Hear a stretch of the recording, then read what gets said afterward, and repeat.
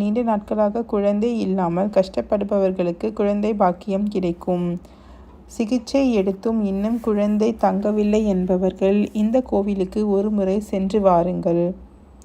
சிகிச்சை சக்சஸ் ஆகலாம்.